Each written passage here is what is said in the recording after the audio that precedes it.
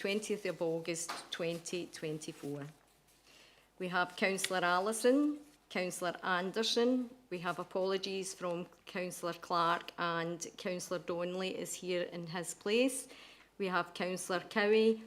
I'll just check.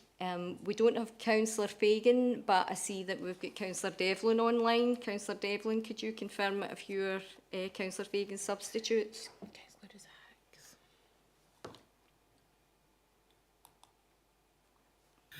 No, I'm actually here. Can you hear me? Yes. I'm actually here to cover for Maura Zack. Okay, thanks, Councillor Devlin. And we have Councillor Faulkner, we have Councillor Ferguson, we have Councillor Frame. I'll just check if we've got Councillor Fulton. We don't seem to have Councillor Fulton. I'll check if we've got Councillor Gray. We don't seem to have Councillor Gray. We have Councillor Hamilton, Councillor Johnson-Dempsey, Councillor Keat. We have Councillor Kerr, Councillor Lambie, Councillor Lockhart, Councillor Logan, Councillor Loudon, Councillor Marsh, Councillor McCallan. I'll just check if we get Councillor McGeever. We don't have Councillor McGeever. We have apologies from Councillor Razak, and Councillor Devlin is here. We have Councillor Scott. I'll just check if we've got Councillor Thompson. Yep, we've got Councillor Thompson. We have Councillor Walker, and we have Councillor Watson. For our external representation, we have apologies from Naomi Baxter. We have Jennifer Gaffney present and Christine Hall. I'll just check if we have got Joan Lennon. We don't seem to have Joan Lennon, and we also have the Reverend Gillian Story. And there are a number of officers present, and with that I'll hand back to the Chair for today's business. Thank you. Thanks, Susan. For that, we've got a few new faces around the table today, and I would like to first of all welcome Reverend Gillian Story to our first meeting. Gillian has been confirmed as the nominated religious representative for the Church of Scotland at the last Exec Committee, and I hope you enjoy sitting on the committee as much as the rest of us do. This is also the first meeting of the committee for Gary Lambie, who is the Education Department's new Operations Manager. So we'll look forward to hearing your report later on. And we've got Leanne Greaves, who is a well-kent face to many of us, but this is the first time attending the committee. So welcome to you as well, Leanne. So onto the agenda. Oh, yeah, okay, yeah. Thanks, Chair. It's just a couple of quick things on the Sedgerant. I know that Councillor Fulton has been called up for jury duty, so I think it was still a possibility, so that's probably why it's not been recorded properly. And Councillor Gray is currently having problems getting in. She's trying to get in online. Thanks. Okay, thank you.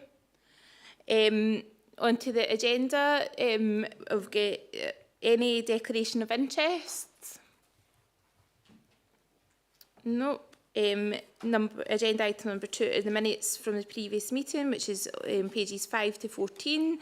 I will approve this as the correct record. Is people happy with that? Yep, agreed. Thank you. We'll move on to the monitor items. The Education Resources Revenue Budget Monitoring 2023 to 2024, pages 15 to 18, and I'll ask Louise to come in that. Thank you, Chair, and good morning, everyone.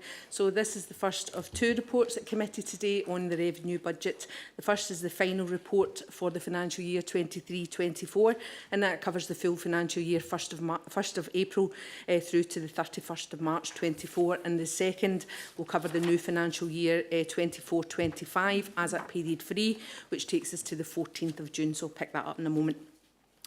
So on the first report, paragraph 4 on page 15 contains financial information on the Scottish Attainment Challenge position for the full financial year. And in relation to our PEF programme, the spend as at the 31st of March was 9.543 million, with 323,000 still to spend. And this is available to schools for the session April through to June 24. And this is in line with the PEF guidance and has been approved as a transfer to reserves at the Executive Committee in June to meet the spend and commitment that schools have in line with their school improvement plans. In relation to the Strategic Equity Fund, the actual spend for the financial year was 1.473 million, which represents a full spend against the total grant allocation. Turning to the main financial implications of the report, page 16, paragraph 6.1, the year-end position is an overspend of 286,000, and that's after the approved transfers to reserves. This is in line with our probable outturn position, where we reported a probable outturn was an expected overspend of 295,000. Both of these figures are contained within Appendix A. The reserve position, as I've said, was approved at Executive Committee in June, and the reserve contributions are shown at the bottom of Appendix A of the report. And noting this does include the PEF contribution of 323,000. The resource position is outlined in Appendix A, and the overspend position reflects the net effects of underspends in our early years core budget, offset by overspends relating to mainstream transport costs and school placements which are demand-led. There is also an overspend on our teachers' costs due to the cost of cover, which has been offset by underspends in our early years staffing due to vacancies and turnover within that service. There is increased spend on school materials due to the per capita allocation per pupil, a result of pupil growth, and an underspend on our footwear and clothing grant reflecting the current demand. There is also an over-recovery in our early years fees and an over-recovery in income from other local authorities for children placed in our schools. This income offsets the cost of the external school placements. Cost pressures highlighted to committee across the financial year associated with transport for both mainstream and ESN, as well as the cost of teachers, has been managed within this overall position in line with our projections. So overall, the reported position is aligned to the probable outturn, with all pressures being managed within the position reported. We do have budget variants as proposed, as set out at the bottom of our Appendix A. And these reflect budget movements to education budget since we last reported at the 23rd of March through to the year-end 31st of March, including all our year-end transactions and accounting. And some of these are covered across the following areas. Excuse me, the establishment of budget to reflect our year-end accounting activities, the realignment of budget to financing corporate for IT costs, realignment of budgets within the resource to reflect activity as part of our devolved management scheme, and EME payments. And with that, I can refer committee back to paragraph 2, and the committee is asked to approve the following recommendations: that the overspend on education's resources budget for the full year 23-24 financial year of 286,000 after our approved transfers to reserves be noted, and that the proposed budget variants be approved. Thank you, Chair. Thanks very much, Louise. As Louise said, the recommendations are on page 15. Can I ask if there's any questions? Councillor Loudon. Thank you. Good morning properly, everyone. It's just a quick one about 6.3 on page 16. We've obviously got a growth in pupil numbers, so I was quite surprised then to see that there was a underspend in footwear and clothing. I'll caveat that to say I know there's been a lot of work done across both schools and the department more generally to make sure families are tied into what they're entitled to. But when we're talking about that underspend, is it only in early learning? Because you can see in page 18 there's an environment at the bottom of, I think it's 99,000, or is there underspend elsewhere in this budget? So is there underspend in schools as well for the same grant? Yeah, it's correct in saying there's an underspend in the Council's approved investment in the Early Learning and Childcare Footwear and Clothing Grant, and that's went back to our reserves at year-end in 99,000. But there is a general underspend as well, around just over 200,000, and that's reflective of the demand for Footwear and Clothing Grant based on the auto-enrolment processes within the year. So there is a bit underspend and a bit of bounce within that budget. Thank you. Councillor Marsh. Thank you, Chair. If I could raise a point on page 18 of this report, the payments, give you a moment to get to the page. Payments to contractors is noted as £44.121 million. I wondered if I could have clarity of what that payment is for, given this is pretty much 10% of the total education budget, and it's a remarkably similar figure to what I understand is the charge for PPP for the secondary schools. Yeah, that is what it is. It's the PPP budget for our unitary charge payment.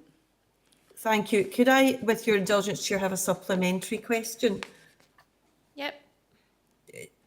I'm wondering that given this unitary charge is likely to increase along with RPI in future years, what is the total repayment estimate for the 40-year term of that scheme and the expected impact on the education budget directly? So we would be funded through our financial strategy for the RPI associated with that, which increases based on the January RPI each year. So in terms of the cost for 24-25, sorry, just looking ahead to the next report, the new budget reflects the increase in the RPI, which is currently sitting at 46.332 million. In terms of the 40-year programme, I would need to come back to you on that. Okay, thank you. And it would be paid directly from the education budget rather than any other budget of yes, the council? the budget, the core budget in terms of the unitary charge currently is within the education budget, and we're funded through our financial strategy each year for RPI increases based on the January RPI each year. And just for absolute clarity, the increase in the PPP charge that we expect over and can't avoid over the next 40, well, I think there's, I think we're about 15 years into that scheme, if you could correct me if I'm wrong, that will directly impact the education budget going forward and will be paid for on the backs of everything else in education. Yes, yes, that's correct. The only expected increase we would note at this time would be the RPI each year, which is funded through the council's budget strategy. But yes, so with the standard unitary charge is not expected to increase beyond RPI. Thank you. Thank you. So if there's no further questions, can I ask the committee to agree with the report? Agenda item number 4 is the revenue budget monitoring, pages 19 to 24. Can I ask Louise again to take this? Thank you, Chair. So again, the second report this morning, on the new financial year 24-25, covering the revenue budget position from the 1st of April through to the 14th of June, which is period 3 of our financial year reporting. And also we're introducing the new reporting format via Fusion. So members were updated at a training session earlier in the year, back in April, on the new reporting format from Fusion for 24-25 that provides information each period on the projected outturn forecast on expenditure and income at that date. So this is a new approach and allows early monitoring of outturn for both employee and non-employee cost budgets. Also included is a new service analysis statement, and that's in all our resource statements going to committee now, outlining key highlights by service for the resource, and this is shown as Appendix A. In terms of the main report, paragraph 4 on page 19 contains the new updated information in relation to the Scottish Attainment Challenge funding for the financial year.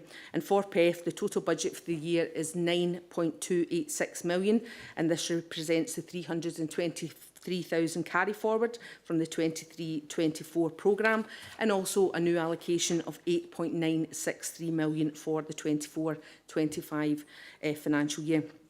So spending commitment to date at the 14th of June is 2.086 million, with 7.218 million still to spend. And this includes non-staffing costs for the period April through to August 24. However, the staffing for the new school session that just started on the 14th of August is not yet reflected within this position, and this will be updated in the next report to committee. In relation to our strategic equity fund, the budget for the year has increased to 1.858 million, and spend and commitment to date is 1.369 million, with 489,000 still to spend. However, this does reflect all the known staffing to the 31st of March that are committed and delivering against this programme. So committee will continue to be updated on the spend position for 24-25 throughout the year for both streams of the SAC funding. So turning to the main financial implications of the report, paragraph 6.1 on page 20, education is reporting a break-even position against the phased budget, and this is an early reported position for education. The position reflects underspends again in our early year staffing, again looking ahead to the end of the year, a projected overspend in teachers' costs around cover, overspend in relation to our mainstream transport costs and school placements, which are demand-led, and additional costs of janitorial and classroom supplies in schools. There are underspends within our early years core budget that are supporting these. A projected underspend in the cost of the footwear and clothing grant again, and again that's only based on the trend that we've seen this year, will be subject to actual demand.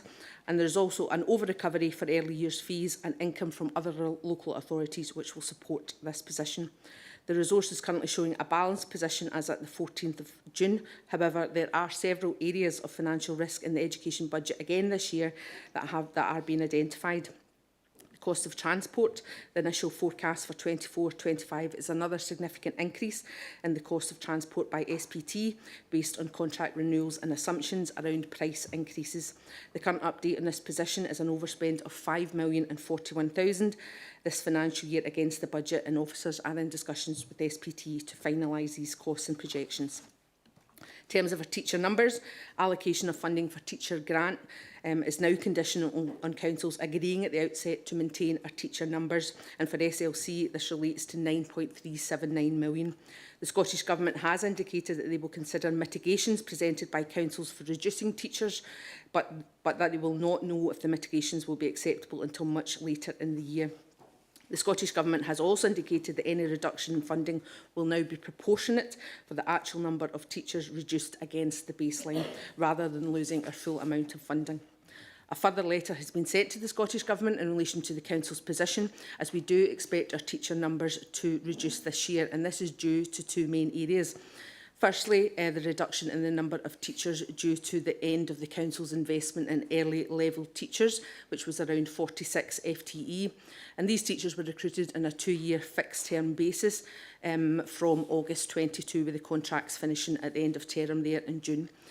This was a temporary arrangement that is now ended, as it was only temporary funding that had been used to support this initiative, an area of priority, and therefore our teacher numbers are likely to reduce based on the end of those contracts. And secondly, there's a national reduction in newly qualified teachers, NQTs, compared to last year, which is a current impact of 28 FTE, so fewer NQTs available for the council. Because the leaders' discussions have concluded at this stage that councils cannot sign the grant offer letter that restricts the use of the funding in this way, and further engagement with the Scottish Government is being pursued, and an officer meeting has been arranged. In terms of our employers' contribution increase, we're also highlighting a financial risk, just an early warning at this stage, that the funding associated with the increase in the teachers' pension employers' contribution for our council is estimated at 5.5 million for 24-25, and this actually came into effect and has been paid across from the 1st of April 24. However, the council has not yet been notified of funding to support this increase, and this is the same position for all local authorities. So funding is expected in this area to be received from the UK Government, and the Scottish Government have committed to passing this on, but it is outstanding at the moment in August. In terms of our standard budget environments, they are proposed as set out at the bottom of Appendix B, and these reflect initial budget movements in education's New Year budget from the 1st of April through to the 14th of June. Again, in the following key areas: transfers from our reserves to reflect project delivery, including counselling, mentoring and PD poverty programme, transfer from corporate items for pay award and early learning childcare footwear and clothing grant, and transfers between resources for project delivery, establishing budget for some external income that we've received from the Youth Music Initiative, Confucius Hub, and also the Health and Social Care Partnership, and realignment of budget within the resource to reflect activity as part of our devolved management scheme at EMA payments, and also the PEF programme. So if I can refer committee back to paragraph 2, the committee is asked to approve the following recommendations: that the forecast to the 31st of March 25 of a break-even position and early reported position for education as detailed in Appendix A of the report be noted, and that the proposed budget amendments are approved. Thank you, Chair. Thanks, Louise. The recommendations are on page 19, as Louise said, and I will ask David Watson if he wants to come in. Thanks, Chair.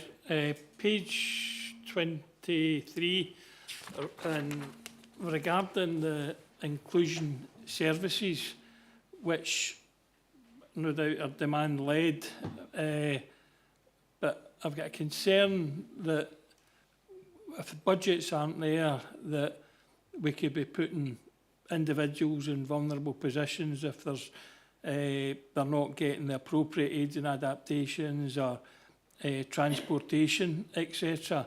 And I think basically, what is the plan going forward?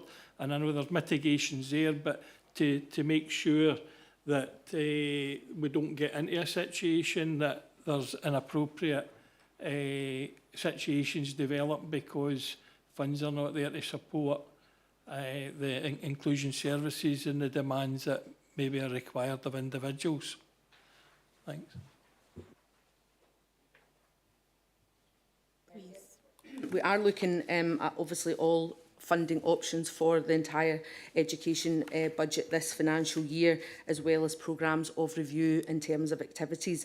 The position does include non-recurring solutions in terms of use of reserves, and there is additional support from our budget strategy to hopefully lead to a balanced budget this financial year. But within the individual services, they are obviously looking at demand levels and whether there is any opportunity for efficiency or change within that. But at the moment, we are looking to a balanced budget in terms of this financial year going forward. But I mean, do take your point. Obviously, these are areas of demand-led activities where we have little control over the requirements. But we are looking at the conditions of application in terms of the use of these services, and just generally managing within our budgets as best we can for all our service areas.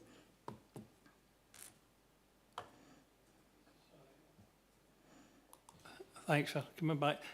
Yeah, and I accept that everybody's doing the best that they can, but sometimes maybe that's not what's more's required in so much if the demand's there and individuals need a bit more support. We're in a position to have flexibility on that, or are individuals going to be doing without, or in a worst case scenario getting inappropriate support? I think that's my concern, and that particularly going into future years, are we going to allow for that in future budgets? And again, I know it's not an exact science because of the demand-led situation, but I just looking for that wee bit of reassurance that nobody will go without that is in need. Thanks. I'm going to bring Anne in. Thank you, Chair. I think if I use the example of the speech and language therapy service as an area that we are currently looking at reviewing, right, to make sure that we are delivering it in the most effective and efficient way possible, in line with the kind of the financial envelope that we've got. So we've got a multi-agency group that have been together for over a year, and they're looking at the best way to deliver the model. But we're monitoring the spend very, very closely. In relation to meeting individual needs, and I think your point is well made, we plan to meet individual needs through the mechanism of additional support planning. So we will assess a child or young person's needs, and then we'll plan with colleagues and other agencies to meet their needs. Where we identify that a piece of equipment is required, or a specific mode of transport, or a specific service is required, we will work to meet that need. And I think the close budget monitoring that we're all involved in means that we can give early indication where we see a rise or an increased demand in a particular area that might require alternative solutions to be identified. And we work closely with colleagues in budget to do that. But as far as the inclusive education service and inclusion services are concerned, we do work to meet individual needs for every child and young person in the most effective and efficient way that we possibly can in these times, really, I think I would say. Okay, Richard. Hi, thank you, Chair. My question relates to page 26.4, costs of transport. I recently come across some numbers which startled me slightly, and I guess they can only get worse with the changes to the distance that children are going to be transported and so on and so forth, and the subsequent, if you like, provision of transport needs for some of them. I found out the other day that one particular child is going to, the taxi service is £9,000 for the year to take one child to school. Well, that's a pretty frightening number. And when I see that the SPT costs are 5-odd million, I wonder what percentage, if you like, of transport costs is made up by the taxi journeys, because there are lots and lots of them. And I would imagine that all those costs have gone up. But I'd like to know, as a percentage, if you like, of transport costs, what taxis amount to for this council. Never mind what provision might have been made for them all going up enormously in the next year. The 5.4 million is the overspend. I know, sorry, that was the overspend, but I'd like to see So as a the part of actual budget is 11 million? Is But the that total right? cost is Yeah, it will 11 be. million, the budget's just under, Yeah. just about 6 million. Yeah, but how much is taxes? I mean, how much is that going to go up, and what Well, provision that's is there for this? our SPT mainstream transport provision, of which there are a few taxi contracts within it, but mostly a bus service. On top of that, we have an ESN taxi provision as well, but that's not within those figures. That's the SPT mainstream transport only, but I will get you the equivalent number of the cost of taxis within the SPT mainstream transport contracts. I don't know that at the moment. I'd be interested. Thank Okay. you. Yep. Okay. Alec. Yeah, thanks, Chair. The first question, I think, maybe been answered after the last two people, which was on the savings that we would need to make to balance the budget. And it really does concern us that that is going to have an implication in service delivery. And perhaps looking for assurances that if there are any changes to service delivery, that we will be consulted about them beforehand, because it is quite a hole in the budget. If my maths is right, it's approaching 5%. It could be of our budget if you add up all the positive negatives, if you like, and it's quite concerning. Two other issues. I'm noting that in some other authorities, work is being done to try and identify if there is going to be an influx of pupils into our schools with the changes to the tax laws, the VAT charging on private schools. Is that going to result in extra pupils coming into our schemes, and are we trying to identify that, what that would cost? And finally, after the question on the last paper, could we also get a figure of what, if we had borrowed the money to build the secondary schools, what that would be costing us, including maintenance payments that the PPI is contracted to provide to ensure that we have 17 schools in 20-odd years' time now that are still fit for purpose, to see whether we have a good deal or not? I think the last question you probably don't have the answer to No. just now, so we would can, need or if we can work that out. we Like, need to so, do a piece of work like, on that, you'll but need we to will go do away that. and do that, so that's fine. But if you want to answer, Yeah, in terms of the impact on the VAT on the private schools, I think that's from next year. I think it's next September. So we would obviously be considering that in terms of our placing of children in our schools through the session up to August 25 then.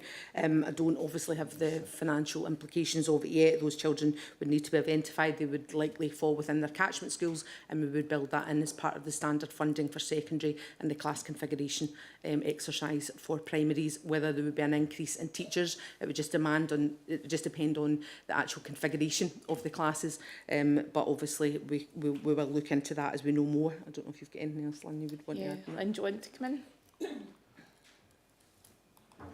Yeah, morning. It's probably just to say, obviously, we don't know what that impact is going to be. No one knows what that impact is going to be. And in terms of GDPR, sharing information with external schools that are not part of St Lanarkshire, that would need to be kind of sensitively dealt with. But we can have conversations about soft information, about what the feeling is there that's coming through, about whether people will be able to manage to still go to private schools if that's their choice or not.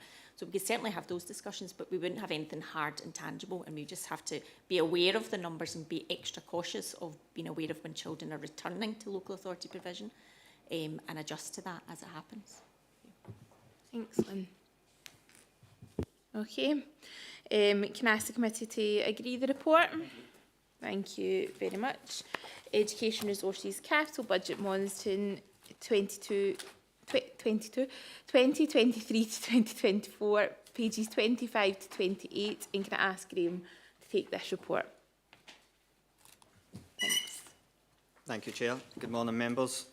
Item 5 is the final capital budget monitoring report for financial year 2023-24, and the purpose of the report is to advise committee of the spend for the year to 31st of March 2024, and the resources spend was included in the overall position reported to the Executive Committee in June. Section 3 gives the background and explains the budget position for the year, which was a total budget of 14.337 million. And that budget was unchanged since we last reported to the Education Resources Committee back in May this year. Section 5 details the financial implications, and 5.1 notes the total programme for the year was 14.337 million, with a final spend position for the year of 15.594 million. And as noted in Section 5.2, this additional spend of 1.257 million reflects additional in-year spend on specifically Our Lady of Lourdes Primary School, Jackton Primary School and the Uddingston Grammar adaptations. And funding for the spend on these projects has already identified for 2024-25. Section 5.3 notes that the additional in-year spend is partially offset by reduced spend on a number of other projects, and they are detailed at the bottom of Appendix A for information. And Section 5.4 notes that an update on the New Year programme is detailed in a separate report to the committee that I will take you through shortly. I would refer committee back to recommendations in Section 2 of the report and ask the Education Resources budget of 14.337 million and final spend for the year of 15.594 million be noted. Thank you. Thanks, Graham. The recommendations are on page 25. Can I ask Councillor Lydon to come in? Thanks, Chair. Thanks, Graham, as well. It's probably more of a request for yourself, Chair, to consider as opposed to for Graham. And also, I'm lumping together questions on item 5 and 6, I think, as well, really. So hopefully that'll save us a wee bit of time. On page 25, on item 5, we've got, that's to my memory about the second or third year running, we've obviously had mention of Uddingston Grammar adaptations because of the role. And I've seen previously, after asking for role pupil projections there, and that role's clearly only going one way at the moment, and it's up. On page 27, there's a wee mention down near the bottom of a 30k underspend at Stonelaw High as well, which triggered a memory I heard this week that they're losing their library for classroom space. So obviously there's a wee concern that that could be happening elsewhere, because the loss of space that's maybe a bit more flexible or gives sort of breakout space for other activities is obviously going to have an impact on teaching and learning. And then also on 27 in item 5, and then on over to item 6 on page 32, we've got some big figures in there on both of those for growth and accommodation pressures. And I was just thinking in the past, I know we've had really useful papers that have zeroed in on this, really. I remember one about Hamilton Grammar specifically, for example, and the accommodation pressures that they were facing there. So just, I was making a request on item 5 and 6, could we have a future paper or a report or something that comes out to elected members that gives a breakdown of where these growth and accommodation pressures are just now, because I feel that we're just seeing wee bits of the picture, sort of putting together a jigsaw and reports. Really what's been spent where and where some of these figures are coming from. I think that would be really useful going forward. Thanks. Okay, is that something we can accommodate, Lynn? Yeah, yeah, that's fine. That can be brought to October. Are you happy, or further on?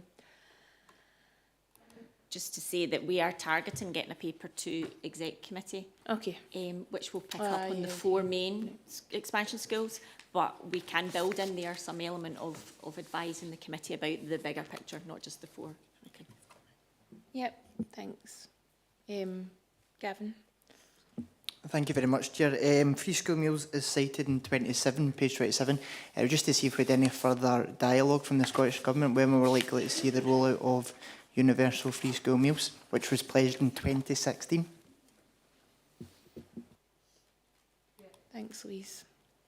The introduction of the free school meals for children who are entitled through the Scottish Child Payment comes in from February 25, so next February, and we'll be introducing that within our council. At the moment, we don't have a final date yet for full universal free school meals or universal meals in primary, but the initial date is 2026, but we don't have anything firmed up yet, and we don't have any further indication yet of revenue funding associated with the P6 and P7 universal provision. We have some capital allocation coming in for the delivery of the SCP part from February, and the revenue is already in our budgets, but that sits within our community and enterprise budget, so the revenue implications of that are sitting in community and enterprise, but that has been received. So SCP from February, but nothing yet on universal, but likely to be 2026 if that initiative continues. Which, if memory serves me, that'd be 10 years since the initial pledge, 2016, Well, would be, yeah. Katie, are you wanting back in? Yep, thank you. Yeah, I sat on the CYP board at COSLA from 2017 at that time. And there were a lot of issues. We've just mentioned capital there briefly. A lot of issues that local authorities were reporting in terms of what we would need in terms of capital funding to be able to actually physically fit kids in and get kids through for free school meals. So I think there's a lot of work still to be done. Unfortunately, it has been very slow.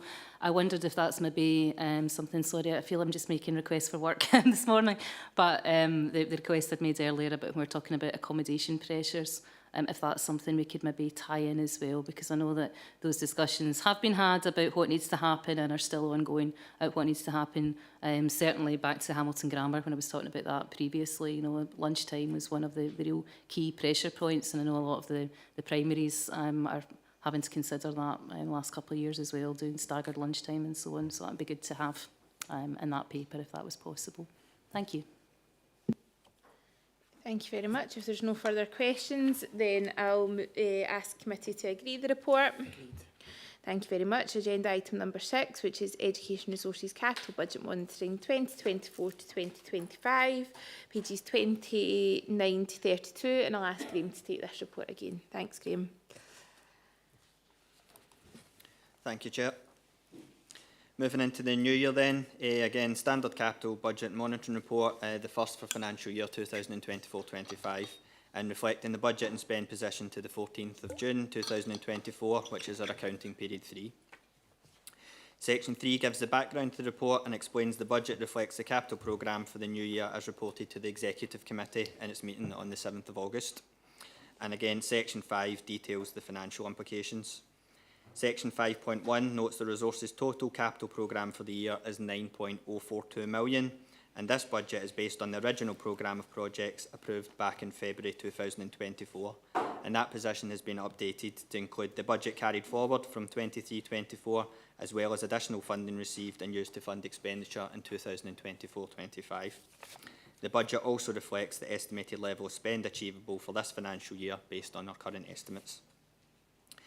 Section 5.2 notes that the programme also includes budget amendments totalling a net increase of 0.808 million, and they've been identified since the approval of the revised budget in June, and they're detailed at the bottom of Appendix A for information.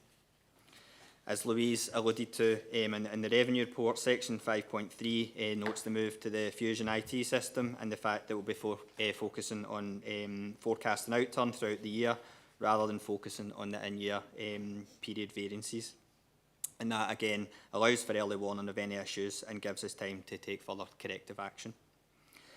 As noted in section 5.4, Appendix A notes the full forecast spend for the year, and for information also notes the actual spend incurred to 14th of June of 2.485 million. Section 5.5 provides an update specifically in relation to the scope of works on the secondary schools, again, that we've kind of mentioned to now. So the 4 schools that taken forward through this, and it's unlikely that we'll be in a position to award a construction contract in 24-25, with potentially only expenditure on design costs being incurred this financial year. And again, the timetable of works and spend profiles are being reviewed, and an exception will be proposed at a future report to Executive Committee, again, just to align that timeline with the updated profile. So I would refer committee back to recommendation in section 2 of the report, that the education resources budget of 9.042 million and forecast spend of 9.042 million be noted. Thank you. Thanks, Graham. The recommendations, as Graham said, are on page 29. Is there any questions? There's none. Oh, Jerry. Councillor Gray. Hi there, good morning. I'm referring to actually page 38. It was just something that's popped up here. It was the fact that 2 employees have left. Councillor, we're not on that report yet. That's Oh, the next sorry. report. Thank Sorry, you. I'm too ahead of myself. Sorry about that. So if there's no further questions, then can I get the committee to agree the report? Agreed. Thank you very much. Now on to agenda item number 7, which is Education Resources Workforce... Oh, yeah, sorry, that is Elaine. I'm like, there's somebody else on. I'm all mixed up. Workforce Monitoring, April to June 2024, pages 33 to 40, and I'll ask Elaine to speak to that report. Thank you very much, Chair, and good morning, everyone. As you will know, this is a standard workforce monitoring report which provides committee with an update on the employment information for the resource for the period of April to June of this year. Section 4.1 details the absence statistics for the resource, and you'll see as at June our absence percentage was 4.1%, which represented a slight decrease of 0.3% when we compared ourselves to May of this year. Although when we look at June 2023, we can see that the figure has actually increased by 0.7%, although you will note that the June 24 figure is 1.1% lower than the council-wide figure. As always, we look at our projections and look at the annual average for the absence for the resource for the year 24-25, and that projection is 4.6% compared to a council-wide average projection of 5.5%. You will be aware that managers do continue to follow our maximising attendance procedures to make sure that we're supporting employees to remain at work or to return to work at the appropriate time. I suppose as additional point of information, I just wanted to highlight that certainly so far this year there have been 10 employees within the resource that have progressed through our health retiral, and we have another 10 in progress just now. So it just kind of shows in terms of some of that long-term absences and where that's going. Moving on to section 4.2, that outlines the occupational health information, which is found in Appendix 2 of the report on page 37. And you will see that there were 545 occupational health referrals that were made during that period. This is an increase of 117 when we compare ourselves to the same period of last year.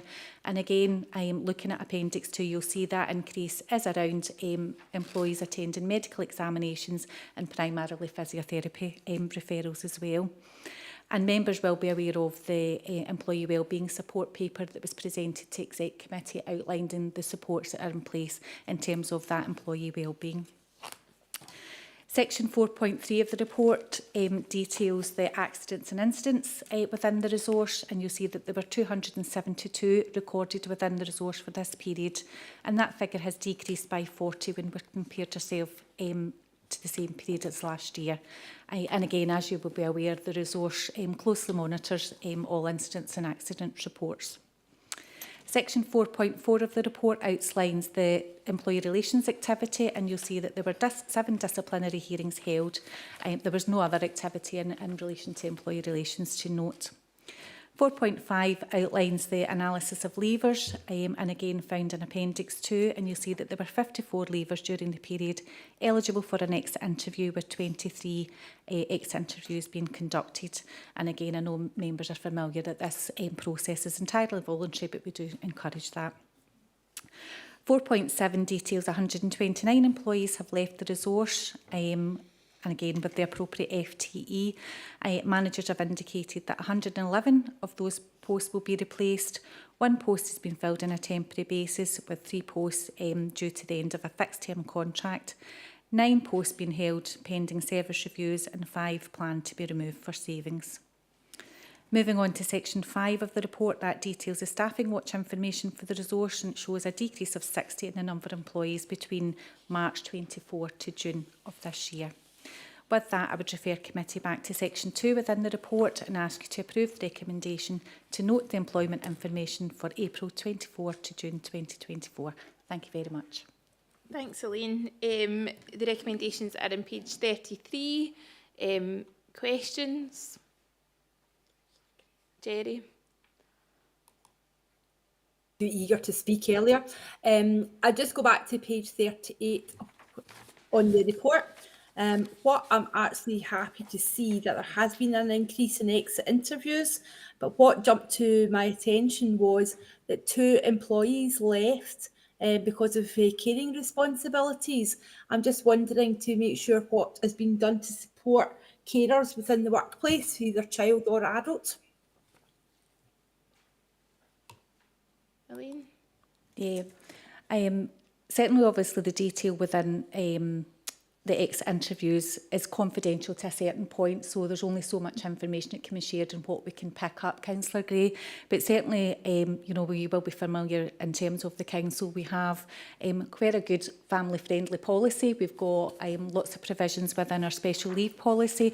So without, you know, going into the details of what particularly these issues were, we try and encourage and, you know, point and individuals in the right direction of the supports that's available, both within, you know, management personnel, and obviously our employees are supported with their trade union reps as well. So but there are quite a number of provisions there. It's just making sure that we are promoting and enhancing that where we can, and making sure that our employees are aware of what's available to them. Thank you, Elaine. Thank you, Chair. Thanks. Yep.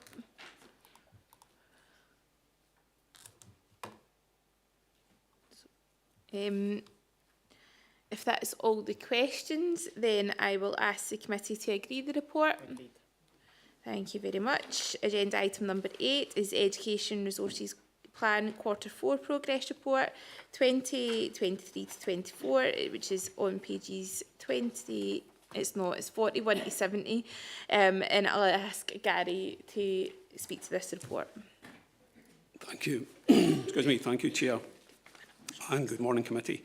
The Education Resources Plan 2023-24, approved in June 2023, sets out Education Resources' main areas of activity, improvement actions and performance measures for that year. The plan and associated reporting framework follows corporate guidance and links to outcomes within the wider council plan and those aims outlined within the National Improvement Framework to achieve excellence and equity in education. This report provides committee with an update on progress against those actions and measures. A full system report is shown at Appendix 2, and a summary of progress is shown at section 5.2, which notes that 64 measures were set out against this resource plan. 59 of these were met within timescale and in line with expectations, and the remaining 5 measures showed only very minor slippage. It is worth noting that 4 of those 5 measures showing only minor slippage are designated stretch aims, and as such are designed to be ambitious and encourage continuous improvement in key areas such as closing the poverty-related attainment gap. Importantly, no measures showed major slippage, and as such require no changes in brag status, additional scrutiny or further improvement activity. To further illustrate progress within the resource plan, Section 5.3 highlights some significant achievements made during this particular reporting period, including a well-attended climate conference organised by and for our young people, a range of new and updated curriculum materials for teachers and practitioners, some very strong outcomes from our external inspection reports, which we'll hear more about later, new primary school at Jackton, and expansions at Castlefield and Kirtland Park primaries, a stronger than average uptake of childcare places for 2-year-olds, effective engagement with our young people on the budget efficiencies process, and new foundation apprenticeships pathways offering a range of options to young learners beyond further academic study. The resource looks forward to providing more of these examples of very good and continuous progress at future reporting opportunities. But in the meantime, I would refer committee to the recommendations within this report to note this progress, these outcomes and the key achievements recorded for the session 2023-24. Thanks, Gary. The recommendations are on page 41. Can I ask for any questions? Councillor Loudon. Thanks, Chair. Just a couple, excuse me, on this one. Do you want them together? Yeah, okay. Page 51, we've got, this is the bit about the number of learners achieving nationally recognised awards. We've got the wee bit in there about how there's been a drop, and this is because of the school holiday hub programme's been cut back. So obviously that target wasn't hit, and that's estimated between 300 and 500, which seems like quite a wide range, but there we are, 300 and 500 awards a year, which won't be taking place because of that cutback. Has there been any consideration of how those could be replaced, and could we have some more details on that? If so, I would hope that we're not just going to see that target reduced, frankly. And on page 63, we've got a bit about peer-led budget discussions, which is great, 115 young people involved in budget discussions and making their own contribution. Just wondered if that has been evaluated since, so did we go back to these young people after the budget? People might know I've already expressed my concerns at the Executive Committee over the format of some of the engagement we were doing with young people around the school bus cuts and what they were being asked to fill in. So I'm really keen that any wee bits of evaluation are done after that, and have we learned any lessons going forward for this year's budget, and would we be doing something similar? Thank you. Thank you. Thanks for those questions. Gary. Certainly in terms of the qualifications, we have seen that drop, and reasons for that. I think like any saving going forward or any adjustment, we would carry out a full impact and risk analysis, and we'll continue to do that, and that will inform any mitigations that we can put in place around that particular objective. In terms of consultation with our young people, members will know we have seen the introduction of the UNCRC this year into legislation, which places a very strong emphasis on our consultation with young people. So we'll be looking at that very closely, not just through budget monitoring, but through any other changes to policy or practice, including savings. We will have arrangements in place to consult fully with young people and look at our processes for doing so. Thank you very much. That was a question about the awards due to the summer programme is a question I asked at the pre-agenda, and Gavin and I are very keen that doesn't slip, and I think there might be some work that can be done through Leanne's team in places like that to make sure that that doesn't slip at all. I mean, it's very positive to see that the Duke Edinburgh Awards are up, and we've attended really good award ceremonies and seen how much the kids are enjoying doing their Duke Edinburgh and stuff like that. So it is something that we're very keen that the numbers don't slip as well as that. And I know that I've had discussions as well around what we can do further in the, with the budget process, and I was having discussions with Carol and also Frank Thompson from the Youth Learning Service about how we do that in the years coming up, because I had really good discussion. Gavin and I had really good discussions. Yeah, really challenging discussions, but good last year with some pupils from Holy Cross and Straven Academy, and it was really interesting and really good. And I think that there's work that can be done that makes that the process of engaging with young people around the budget more like that, and we do get that. So there will be work done around that as well. Katie, are you wanting back in? Thanks very much. I'm pleased to hear that both you and your deputy had picked this up already, Chair, but with respect, the number of awards has already slipped. It's not making sure, you know, you said something like you make sure that doesn't slip. It's already down by a couple of hundred here. That's the problem. It's already down, and we know that's unless something is put in place. So I'm glad you're keeping a watching brief on that. I had a specific question around that, which was we know that that target wasn't met because of that cut and children and young people not able to take those awards during those holiday periods. Is that target going to be reduced, or are we going to work towards the target? Is that the number before is actually going to be reduced?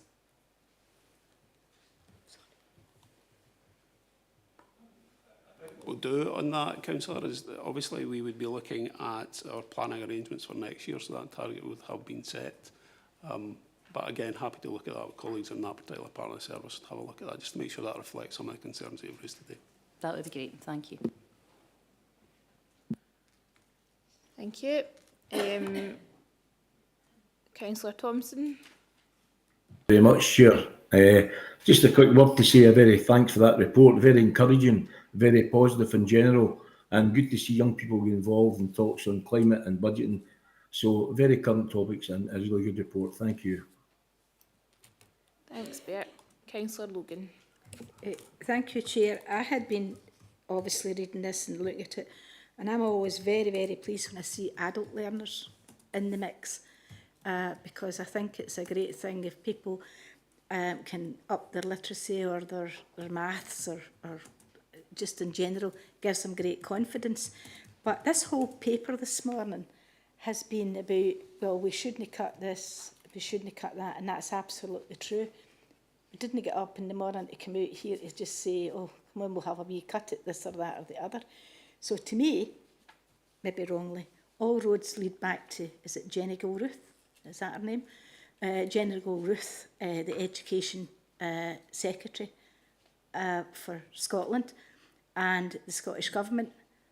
And whilst I know that money is tight everywhere, but my question is, before I say it, I have to say, and I hope you would take back to every person who's involved, be it the teachers, be it the youth workers, whatever, they're superb at what they do, and they bring out people and young people, the best in them, and I've met them and I've spoke to them and they love it.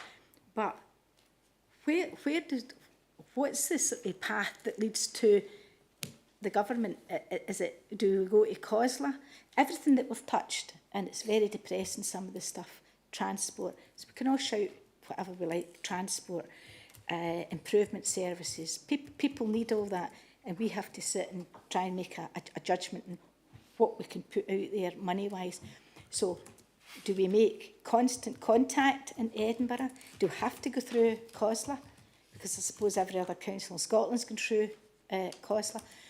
But somewhere, we just declared the housing emergency, and I'm reading this morning, which I find it quite, actually, not depressing, but there's excellent parts, and people are working excellently to try and keep it all going. But somewhere along the line, we're going to have a crisis or an emergency. So what is your path, and how is it that we have to get to? We can't just keep saying it's the council. It's like robbing Peter and paying Paul every single day that people have to come to work. So we would all have everything, but the money's not there to do everything. So there's no use sitting here. But where do we go and how do we get to it? But again, please, I am so proud of everybody that goes out and does what they do, because the young people that I know absolutely love it, and people who are adults. I went back as an adult student to get some hires, and I sat there and mesmerised. I even get invited once to an all-night party, but I didn't go. But anyway, it's a great thing, but this needs to stop, and stop somewhere.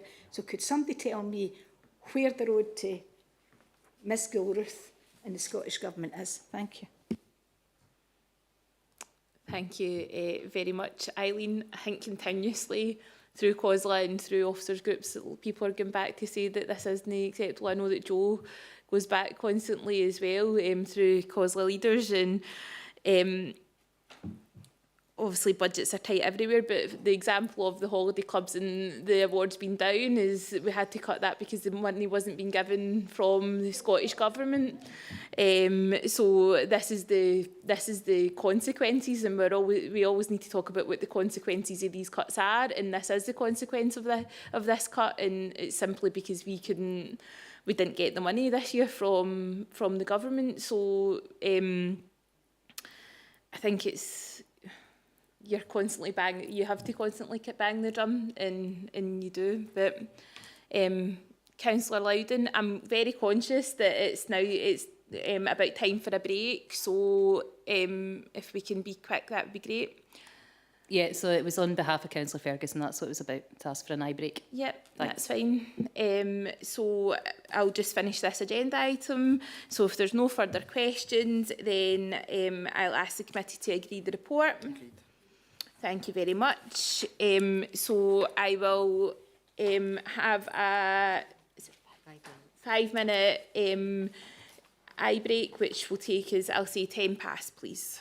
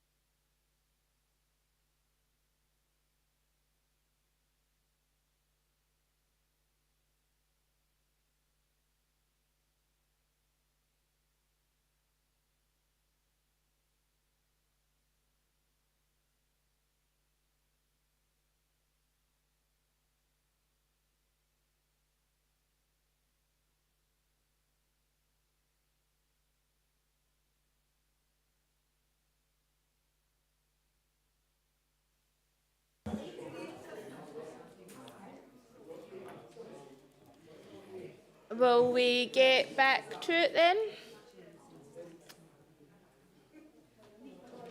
I know. I wouldn't make a good teacher, I don't think. I'm too soft.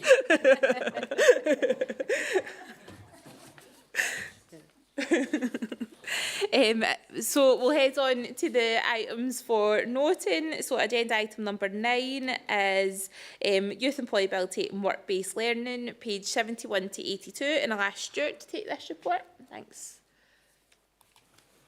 Thank you, Chair, and I'll try not to use my teacher voice. Good morning, everybody. This is a very positive paper. I hope you'll agree. The purpose of the report is to provide an update on the progress of the employability services, work-based learning and youth employability programmes. Since we last reported, as you'll see in para 3.1 on page 71 of the pack, the youth employability team transferred to community and enterprise resources. Now that took place in April following a review of employability services with the aim of achieving some efficiencies. But Para 3.2 notes, however, the ongoing commitment to continuing to provide the excellent services and programmes that we've developed over these past years, including work-based options available to all pupils and more targeted support for some of our more vulnerable young people. Section 4 on page 72 provides an overview first of the graduate programme. This is a college-based programme for senior phase learners, and paras 4.3 and 4.4 note that over 900 places were available to learners, with the 800 or so completing courses at that stage and achieving accredited qualifications in the wide range of subjects that you'll see shown there. As well as the college-based learning, that programme also offers work experience placements, and those are particularly targeted for young people who might intend to leave school. And I note now that this offer is built into the school's options forms, built into the timetabling structures and arrangements. This is far from an add-on, it's an integral part of the senior phase offer that we've got. Section 5 on page 72 and 73 reports on foundation apprenticeships. These are high-level programmes which include a work-based element, again delivered in partnership with colleges. Para 5.1 notes that they are SCQF level 6, which is the same level as SQA hires. The numbers here are a wee bit lower. This programme suffered badly through COVID times. It started pre-COVID and it was hit badly because of the restrictions in place in terms of access to employers and some of the work-based learnings. But we are seeing a bit of recovery, 70 successful completions this year, and the table in 5.3 on page 73 shows that we're starting to see a bit of recovery, a number of new starts this session, and it also shows the key areas that they are working in. Section 6 outlines Aspire. That's a really important programme for us. It provides bespoke support for young people who are about to leave school, and particularly those who are at risk of becoming unemployed. As well as the employability elements of that, there's further practical advice and support given to young people. You'll see in Para 6.2. Para 6.4 at the top of page 74 reports that 637 young folks were referred for support this year, with 92% of those who engaged progressing to positive destinations. Section 7 then notes the Aspire Work programme, which kind of follows on really. It continues to support young people who've left school. And again, it's a successful programme providing employability skills, placement opportunities with a view to helping those participants become work ready. And in Para 7.3, we can see that we had 234 young people registered in 2023-24, with almost 2/3 of them achieving successful outcomes. And what we'd say too is that change now with the youth employability sits with community and enterprise is the linking between those who are still needing support or places that continuity, if you like, to the post-19 agenda as well. So having considered the programmes, the supports that we've put in place, sections 8 and 9 go on to look at the overall outcomes achieved by young people, the schools and the employability teams. Para 8.2 notes our positive destinations remain above the national rate, and that we continue, if you like, to punch above our weight, so to speak, as the 6th highest local authority in Scotland. The table in Para 8.3 across pages 74 and 75 shows that that's not a one-off. This is a consistently strong performance over a substantial period of time. And that is achieved in no small part by the focus on those more vulnerable young people. And that includes those who are care experienced. And we can see the specific data relating to them in table 4 on Para 8.4. Section 9 goes on to look at the participation measure. Now that's a broader look at the leavers cohort over time. The latest data we have reflects again a positive picture. Our participation measure is increasing and is above the national pattern, and we'll continue to provide updates as that information becomes available. Chair, I will conclude shortly, but I would say it's worth noting that behind all of these statistics and tables and so on are individual young people. Each of them has their own story, their own journey, and the case studies that you can see in Appendix 1 on page 79 to 82 celebrate some of those young people and perhaps give a better sense of what this agenda really is all about. And with that, Chair, I can refer committee to section 2 of the report and ask for approval of the recommendation that progress of the employability services programmes be noted. Thank you, Chair. Thanks very much, Stuart. The recommendations, as Stuart said, are on page 71. Can I ask David to come in? Thanks, Chair. I'm not quite sure how appropriate this is for this paper, but I'll ask it and hopefully it is appropriate. First of all, congratulations to all our young people and everybody involved in it. As Stuart said right at the start, a good report. My question or comment is that do we have any idea how many young people are getting into what I would call traditional apprenticeships through companies, maybe engineering companies, electrical companies and all the rest of it, and doing the 4 or 5 year apprenticeship? Do we have any indication what the uptake is, or sorry, the opportunity is with local companies, and are we doing anything to try and encourage local companies to take on that type of traditional apprenticeship? Thanks. I suppose two parts to that. One in terms of the statistics and the leavers' destinations and how that's broken down. So we do get a breakdown that comes through Skills Development Scotland, not necessarily with that level of detail to the traditional apprenticeships, but certainly we can go back and see if we can get a wee bit more information or detail for you on that, Councillor. The other bit is about engagement with local companies and businesses, and we see that really successfully through the work that's being done through the Aspire programmes and some of the other partnerships, and even through individual schools. And we do get notifications from time to time of companies who will come directly to us and say, can you put this out to our schools and take it on? So there is a good joined up agenda there, and I think that certainly through the employability team, we're seeing good partnership and good engagement, and I think a lot of our local companies and businesses at a time where workforce is difficult to come by are seeing this as a positive way of really building their next generation of workers as well. Thanks. Yep. Yeah, thanks, Stuart.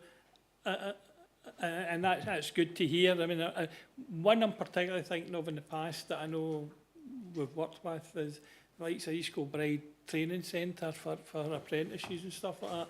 And big companies don't seem to take on apprentices as such nowadays, and it's just how we can help that and encourage that and make sure that that continues, because as a country we certainly need skilled workforce, and the more we can push into these programmes, I think, and direct people into these programmes, the better. But just thanks very much.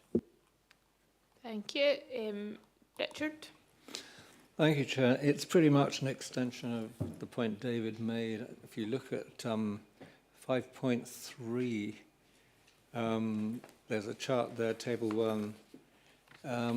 I find the numbers fascinating. There's a total of 199, if you like.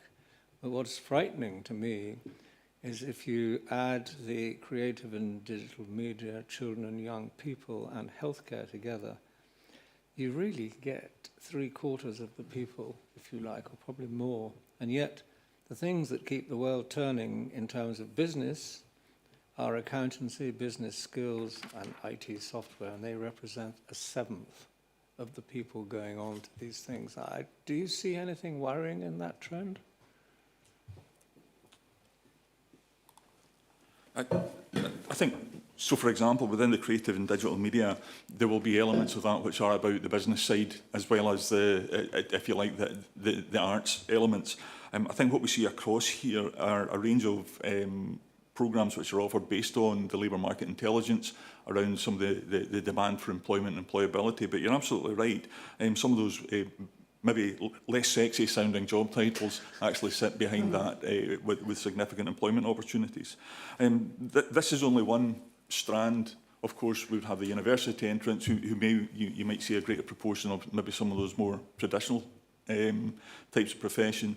And almost going back to one of the points that Councillor Watson made as well, is the range of opportunities. So, for example, for young people to go into the trades, talking to South Lanarkshire College, looking at the progression into very high earning, very high salaried opportunities. Young people are taking different approaches.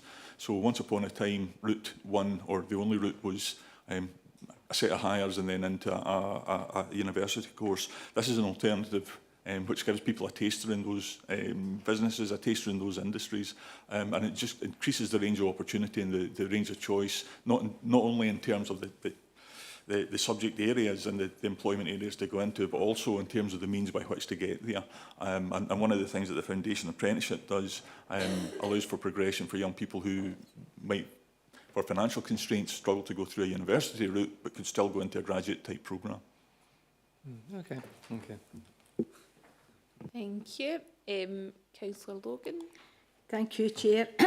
It's very, very heartening, and if you look at the various things that the young people have done, one has went to savers, etc. And you touched on something that I have been arguing for practically all my council working life, is that everybody is not able to go to a university. They may not wish to, they may not have that type of ability. They might work with their hands and very, very good. And I was up at the college in East Kilbride and I was fascinated to watch people doing all the different things that were up there, painting, decorating and whatever. And at one time, not that far back, you nearly needed to get a university degree before somebody would take you on as a joiner or a plumber or something. But this gives people a chance, and it gives them a chance to look at what they're actually good at, and they can get their foundation and whatever. And I know different people who have started off like that, and now one of them actually has a wee plumbing business. He just works for himself, but he makes enough to keep himself, his wee house, and do whatever, he go his holidays and whatever. But he told me he couldn't have went to the university because that wasn't his forte. But he was very, very clever with his hands. And the boy who's the tree surgeon, no shame to that. That's a great job. So if you're good at maintenance, gardening work and whatever, you can make a very, very good living and keep yourself employed 12 months a year. And that's been my battle cry always. And I said NHS is now starting it as well, where they're going to have this, no the university, but the colleges to get young people in and train them up to suit, whatever, home care, all the various different things that you need. And it's just getting people into the right position and the right notch for them in life. So everybody kind of get, 6 hires A or whatever. That's not everybody, and it's never going to be everybody. But that's not to disparage what they're good at. So the trick is to look at what they're good at, give them the confidence, and on you go. And I'm sure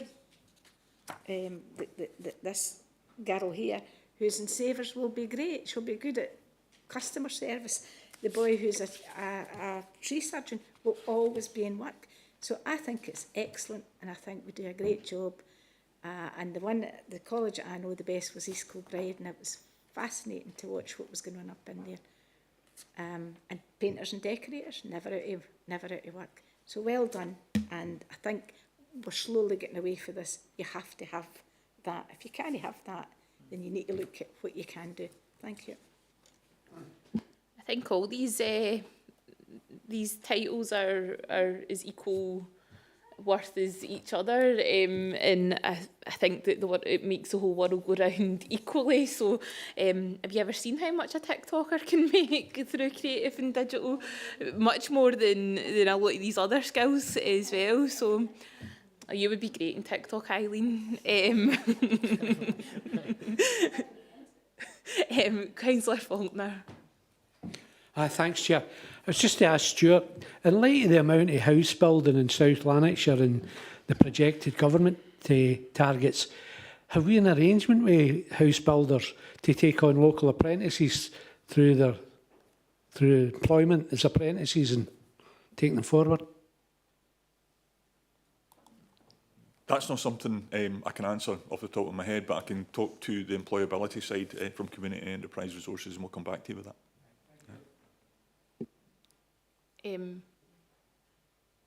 You would? Certainly in schools mod days, when we had our primary school programme on the go, there was kind of buy-in from local constructions that there was elements of that. They would take 1 or 2 apprentices as part of that programme. So I imagine there's something like that still in existence, but we can double check. Thanks. Councillor Donnelly.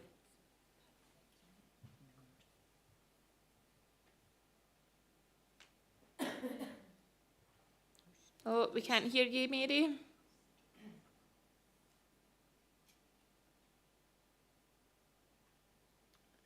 That me now? Yep, can hear you now. It was just to give a shout out to point 6 of the paper and Aspire. The programme provides target support to vulnerable young people requiring assistance to move to a positive destination. All young people supported by Aspire have a dedicated vocational development worker who support them to develop an individual action plan. It's to be commended that, and it does help. Having been a support worker and a manager in that field, I do understand the level of support that some people may need in order to step up to the plate in their educational journey. So it's a shout out to that programme. Well done. And also my second point would be, do we have a list of organisations who are offering apprenticeships? I know my hairdresser, I'll give her a shout out, my hairdresser takes on apprentices and she continually rolls it. So I think that's to be commended, that people are going into apprenticeships, and Eileen's correct. If university's not their forte, then we should be offering other avenues for them to find work. Thanks, Chair. Thanks, Mary. Is that list available? I think what we do is we work in partnerships with things like the DIW boards and so on, and Skills Development Scotland, some of the other agencies there, particularly through Community and Enterprise as well, and employability. So I'm not sure whether there's a list that starts at A and ends at Z, but certainly we have strong working relationships and strong routes or pathways into employment and employability, and I guess that the opportunities will vary and change over time. But what we have in place so far seems to be working very well and is successful. Again, we're not complacent about any of that either, and anything new that people are aware of, we're always happy to hear about and take on. Thanks very much. So if MD's hairdresser or dentist or whatever is looking for some help, then just let Stuart know. Thanks, Mary. Councillor Walker. Hi, thanks, Chair. It's just in terms of the developers, they do contribute to employment schemes and apprenticeships through the community contribution that they make. And I think Alan's absolutely right. It's crucial that we sort of maximise that specific resource in terms of employing young people, and also in working and contracting with local businesses as well. Walter and I had previously asked for a list from David Booth of all the community contributions in the last 5 years or so. So there is a list of that out somewhere, but it's really an area when you think of the sort of massive housing programmes and the growth areas, it's really an area we need to maximise. And also I previously have been involved with developers that actually worked in schools and ran courses and initiatives through schools. So that really is an area kind of ripe for development, if you'll excuse the pun, in terms of local employment opportunities for young people, right across a whole range of different skills. But as I say, David Booth does have a list of all community contributions, so it might be quite useful to actually have a look at that as well. Thank you. Thanks, Margaret. Can we minute that somebody said Volkie was right, please? Moving on, if there's no further questions, can I ask the committee to agree to note the report? Thank you very much. Agenda item number 10 is the School Improvement Inspection Update, pages 83 to 91, and I can ask Jacqueline to take that. Good morning to everyone, and thank you, Chair. The positive theme continues with this paper, and the purpose of this report is to provide an update on the work of the Curriculum and Quality Improvement Service, or CQIS, in relation to supporting schools and early years establishments to achieve positive outcomes for inspection, and also to provide an update on the outcome of the school and early years inspections during 2023-24, as well as provide an update on future developments to support schools during the period 2024-25. So schools in Scotland are subject to external inspection by HMIE, and section 3 of the paper takes us through the number of inspections in South Lanarkshire Council compared to our comparator local authorities. So during session 2023-24, South Lanarkshire Council had 16 establishment inspections over that period, and that's an increase of 3 from last year. Section 4 then outlines the various models for inspection, with paragraphs 4.2 and 4.3 noting the quality indicators used as part of the inspection process, and para 4.4 noting the 6-point evaluation scale used. Section 5 then sets out the elements of support used, and we're required to challenge our schools as part of their ongoing self-evaluation journey for improvement. And para 5.2 outlines the specific support provided to those establishments we believe are potentially facing an inspection in the next few years.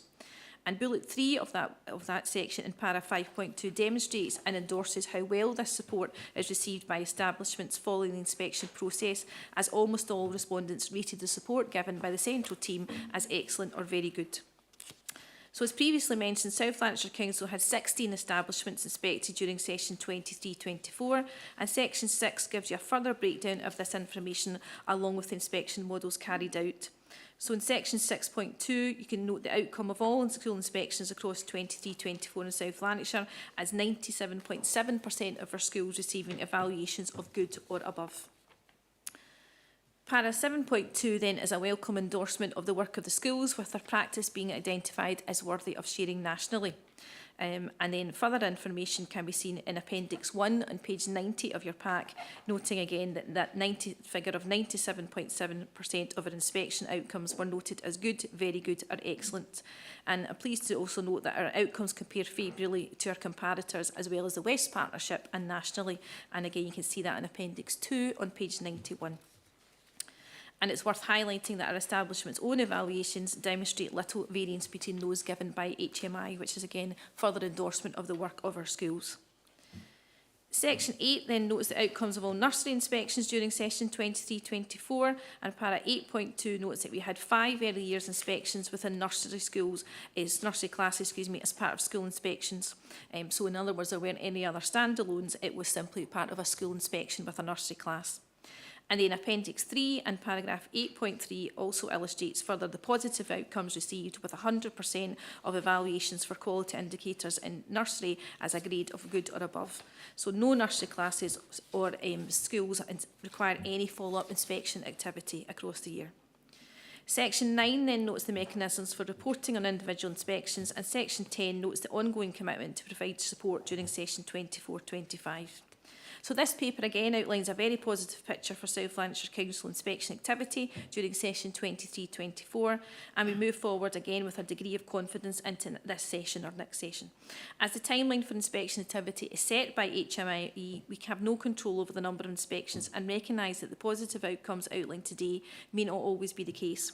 However, given the progress we have made and the significant support on offer, we are confident that the positive progress will continue.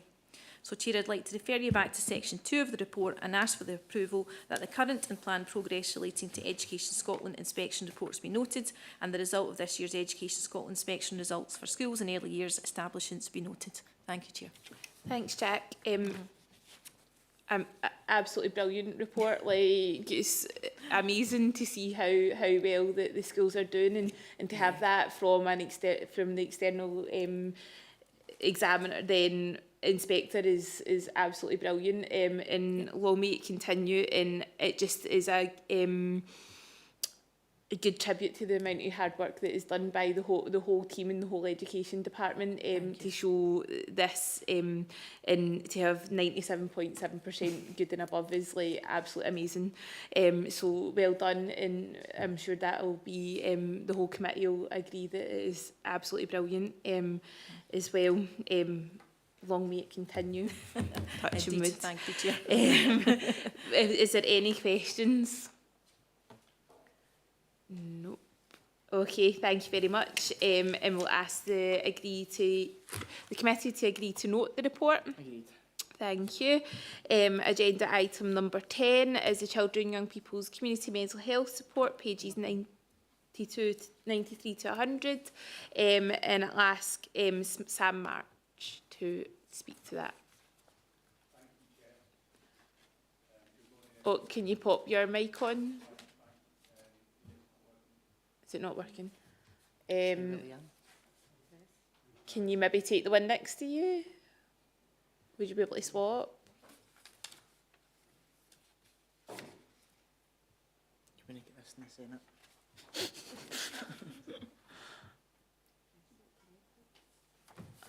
Oh, there we go. That's us. There we go. Thanks very much. Thank you, Chair. Good morning, everyone. The purpose of this report is to provide an update on community mental health funding provided by Scottish Government to South Lanarkshire Children's Services and highlight areas of success within the work stream. I'd like to draw members' attention to section 3, background. In particular, I would like to draw your attention to paragraph 3.1, which reminds that the Children and Young People's Community Mental Health and Wellbeing Support Funding was a response to the Mental Health Task Force, and that the funding is £849,000 per annum, overseen by the Children's Services Partnership.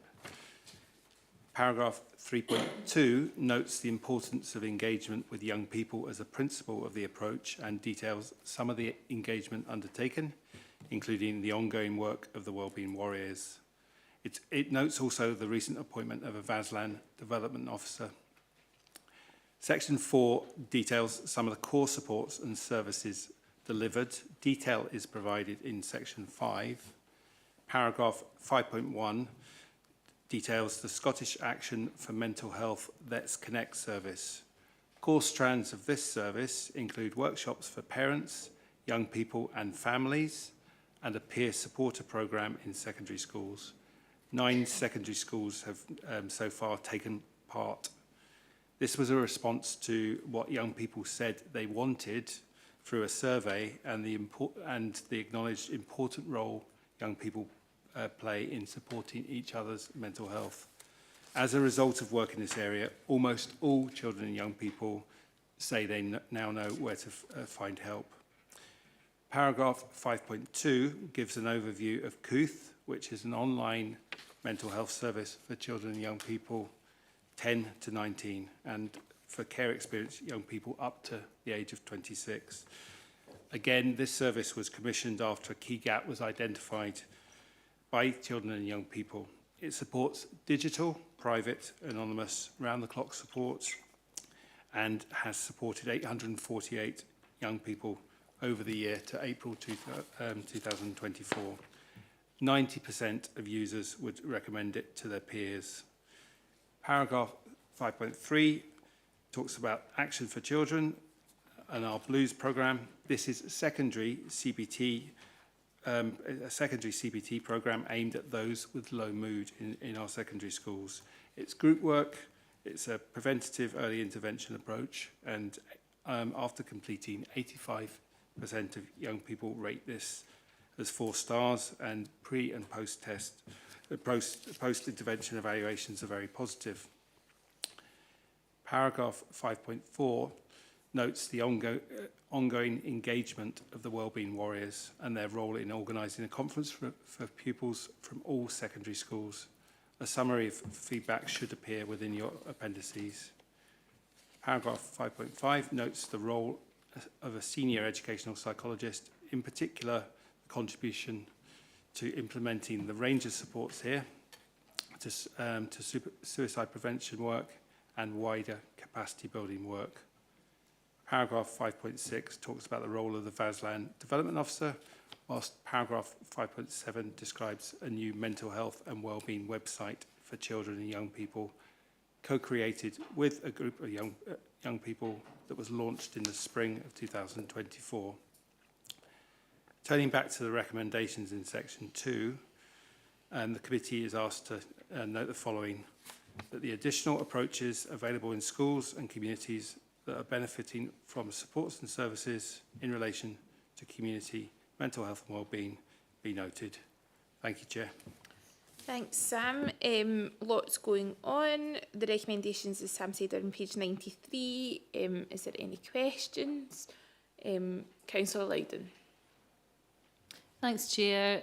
Thanks very much for the report, Sam. I wanted to start off by saying the wee bit at 5.1, which you'd highlighted about young people expressing a desire to be better prepared to support their peers. I just thought that reflects extremely positively on our young people, and I'm delighted that that's been picked up in actions. I thought that was extremely heartening to read about this generation. I wanted to just make a comment on COOTH in particular, which is page 94 at 5.2. I'm sure I'll stop going on about it at some point. I feel I've mentioned this multiple times, but it was my first exam diet on the other side as a parent this year. And it's I've obviously been paying even more close attention to everything that has been coming out. And when we had the usual council PR with like a quote from yourself, Anne, and when we had letters that were going out to parents, the messages that I saw coming in to my children themselves, as well as the usual, here's the SDS helpline, here's how to get help with clearing and so on. I was really, really pleased to see that COOTH was being promoted at that time. It was right up there. Here's a resource that young people could access during what's obviously a high stress time for many of them. It states clearly here, why COOTH is a great example of something that's working well.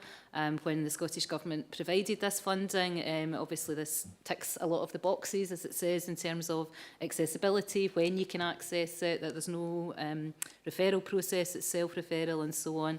And this, obviously the recommendation rate as well, over 90% saying that they would tell their peers about it. And anecdotally, I know that kids know about it, as you said, young people talk about it. So I just wanted to say it was really good to see. Obviously, along with the other services, COOTH is something that is promoted all year. It just really made sense to me to give it that wee push at key times. And I suppose there's an opportunity in there for schools that they could have a look at when there might be other peaks and troughs in terms of when people access it, so when young people are needing it, and make sure that that promotion continues then as well. Thanks. Thanks, Katie. Alan? Thanks, Chair. It's specifically the mental health and autism, having both a CAMS unit in my ward in Hudson Hospital and the Autism Centre in Burnbank at Arch, which does an excellent job. But just recently I had a parent on to me who stays about half a mile from Arch, his child is on the autism spectrum, and they weren't aware that that centre was there. Now, it does excellent work and has always done excellent work. And I'm just wondering, do we then refer parents and carers, as well as service users, to go to Arts because it's more inclusive service to provide for carers and for their service user? Thanks. Yes, we're absolutely signpost Arch as a positive place for parents and carers to get advice. We're also constantly reviewing the services within the community mental health framework that we've got in South Lanarkshire, and there is an ongoing piece of work potentially with Arch to look at the mental health needs of children with neurodevelopmental support, which is early stages, but it just reflects that we're constantly reviewing and looking at potential gaps and taking feedback from young children first and young people first and foremost, but also carers. Thank you. Thank you. If there's no further questions, I'll ask the committee to agree to note the report. Indeed. Thank you very much. Agenda item number 12 is the attachment strategy for education resources, page 101 to 104, and I'll ask Sam to speak to that again. I won't say good morning again because I've already done that. The purpose of this report is to provide an update on the implementation of the attachment strategy and outline progress towards embedding South Lanarkshire's attachment-informed, trauma-sensitive approach, and to inform members of the next steps in supporting the sustained implementation, evaluation and application of the approach. I would like to draw members' attention to section 3, background. In particular, paragraph 3.1 reminds members regarding the 2020 launch of the strategy, and paragraph 3.3 describes its evolution in now being best described as an attachment-informed, trauma-sensitive approach, which is aligned with national trauma-informed approaches. Section 4 notes progress with implementation, including paragraph 4.1, noting the autumn 2023 launch of the Good Practice Guides and Accreditation Toolkit. The aims of each are set out in paragraph 4.2 and 4.3. The Good Practice Guide sets out examples of good practice to support establishments, and the Accreditation Toolkit provides an authority charter mark and a way of recognising establishments and services for their good practice via looking at 6 attachment strategy pledges. Paragraph 4.4 notes that over a quarter of our educational establishments have achieved their first pledge award, a total of 41, and a further 8 have achieved 2 and 4 have achieved 3. Paragraph 4.5 notes the completion of our Nurturing Interventions Toolkit, which helps the implementation of targeted nurture approaches, whilst paragraph 4.6 notes the range of professional learning supported by attachment and nurture development officers over the past year. Section 5, paragraph 5.2 sets out the clear next steps in implementing attachment-informed trauma-sensitive practice, whilst the detail is provided in the subsequent paragraphs, including providing further training to all classroom assistants and continuing to gather evidence of impact for the strategy. Turning back to the recommendations, the committee is asked to approve the following. Progress in the implementation is in line with expectations, and that the next steps to further embed an attachment-informed, trauma-sensitive approach across the authority be noted. Thank you. Thanks very much, Sam. The recommendations are on page 101. Can I ask if there's any questions? Mary? Thank you, Chair. Can you hear me? Yep. Thank you, Chair. It's just to give a shout out because the understanding of the attachment strategy is vital going forward, and I know it is available to counsellors. So it's a shout out for counsellors to do the course as well, and they could do it under their e-learning, which would help them in their surgeries going forward, and to have that understanding of childhood trauma, and that they could be facing that in their surgeries. Thank you. Thank you, Mary. Susan? Oh, press it again, sorry. That's it. Okay, yeah, I agree with what Councillor Donnelly was saying there. It is very important that people understand what the attachment strategy involves, what it is.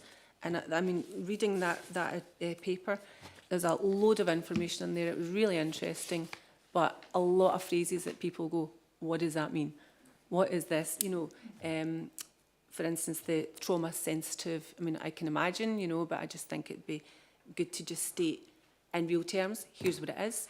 And also on page 102 at 4.4, the establishments that I've got have achieved their first pledge award, 2 pledge awards and 3 pledge awards. Can you give me a wee bit more information on that, what these pledge awards are? The pledge awards are relating to the different stages of work, looking at policy, working with their school staff, building up understanding around attachment and being trauma informed, doing the bit that you've just mentioned in terms of really working out what this means in practical terms. And then that process looks at bits of evidence that, you know, maybe policy and practice have been undertaken. It's, you know, it's not a paper exercise. It's more about doing really, and kind of making sure whole staff training and professional learning is done, and things are starting to seep into practice in terms of classrooms. And totally agree with the point about making it practical, making it real, making it what does this look like in a classroom? What does this look like in the way we're interacting and having conversations with parents, etc., that may also be bringing trauma experiences to.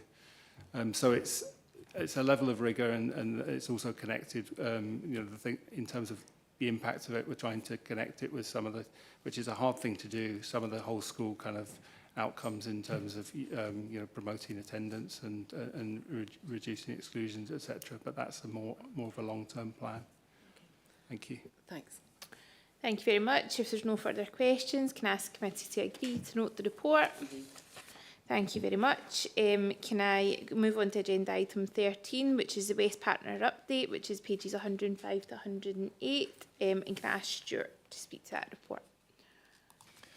Thanks, Chair. The purpose of this report is just to provide an update on the West Partnership Regional Improvement Collaborative, or RIC as they're known, following the national review of the RICs, which was undertaken by Scottish Government, and the associated reduction in funding for 2024-25 onwards. The background section 3 on page 105 reminds us that the Regional Improvement Collaboratives were established in 2017 with the purpose of bringing together local authorities to facilitate collaboration and to address some of the issues relating to variability and outcomes which had been seen across the country at that time. 3.2 shows the other local authorities that are in our own RIC, the West Partnership, and paras 3.3 and 3.4 note that the Cabinet Secretary commissioned a review of the impact of RICs in June 2023. In November, an announcement was made that there will be a tapering of funding for the RICs, with the monies to go towards the centre, a new Centre for Teaching Excellence. On page 106, section 4 notes some of the outcomes for the review relating to engagement across sectors and settings, including positive feedback from participants. We know while it's difficult to separate the specific impact of RICs from other activities and supports, the sort of things you've heard about in other papers today, there has been a significant amount of activity, and Para 4.2 estimates that 7 out of 8 of our establishments have been engaged, with around about a quarter of our staff across the area being involved. That engagement is very much at practitioner level, and certainly affords a combination of access, economies of scale, and provides a means to build networks and contacts within and across the local authorities who are involved. On page 106, continuing to section 5, that sets out the financial position for the session coming. So this session we get about 50% of the previous session's funding, and that amounts to £750,000 for the West Partnership. Now, planning is underway to take forward activity relating to the themes that are set out in 5.3. That's themed around, first of all, establishing a network learning system. Secondly, maintaining a focus on pedagogy, the business of learning and teaching. And thirdly, on building capacity to enable participation and direction from practitioners and from the middle, as it's known, those who are in middle management positions, and the ability to take authority and to provide direction. Paras 5.4 and 5.6 note that those plans are currently in development, as well as some planning for what might happen beyond 2025, at the point where it's anticipated that the funding will stop altogether. And as stated in 5.7, those plans will be brought to a future committee once they become available. Finally, section 7 on page 107 just confirms the funding position as I've described it. And Chair, I'd refer committee to section 2 and simply ask that the content of the report be noted. Thank you. Thanks. I was going to call you chair there. Thanks, Stuart. You can chair it if you want. Can I point you to the recommendations at page 105 and ask for any questions? Councillor Loudon. Thanks, Chair. Excuse me. Just a brief one, Stuart. Thanks for the report. The wee bit on page 106 at 4.3 about the staff engagement, the 25%. I thought there's quite obviously a big difference between the 25% staff engagement and then the 87% schools engaging with the RIC. I just wondered if you can tell us more about that. Does that include accessing resources through the RIC that we've been told about before, or is it just direct contact? Is it, I'm sorry, I hate to use this word, but is it meant to be the sort of cascading effect, like you would send a few members of staff to then come back? And is our figure, the 25%, sort of similar to other authorities in the RIC? I think the short answer is kind of all of the above. So what it looks like is we have a small number of people from a large number of establishments going along and taking part. And there are a combination of things there. Some of that's through subject support and subject networks at secondary level. Some of that's through the into the classroom teaching practice activity, and that can be almost in a cascade type model, depending who's involved and engaged. But what we can do is go back and see now where the detail of that sits. I would imagine we'll get a bit more detail when it comes to getting the actual plan moving forward. Okay, thank you. Eileen. Thank you, Chair. I wasn't on the Education Committee for a long time, so I wasn't here when this would be coming through at the time. But to me, it's barely, 6.5 years or 7 years at most been in place. And I always think it's good when we work in collaboration with different authorities. I really don't know, I'm no sort of absolutely au fait with everything that goes on, but to me, it doesn't look as if, well, a very short time, and then it's been taken out. But my question and worry is that if it's been diluted by 50%, which is from last year, and that's 50% less that can be done, obviously. And then if the other 50% goes, are we as an authority, when we are struggling, going to be expected to pick up this money to make it up? And was this purely just a cut from the Scottish Government that we couldn't do this? And what would a Centre for Teaching Excellence look like? Have they told you anything like that yet? Are you still waiting for information regarding that? Where would it be? Who would go? What would be? Is it just something else than to replace this in a merry-go-round? Or, as I say, I'm not actually sure. And since we've been talking about cuts and various things all morning, I'm assuming that we would not be expected to pick up something that we never started in the first instance. Thanks. A number of key points there. So you're right, the genesis or the timeline back to 2017, there was a fair bit of activity around the establishment of the RICS and the purpose of the RICS and the governance models that were in place. And since then, they have proved to be tremendously useful in terms of collaboration and networking, particularly through COVID times. If we think back to some of the support activity we had then.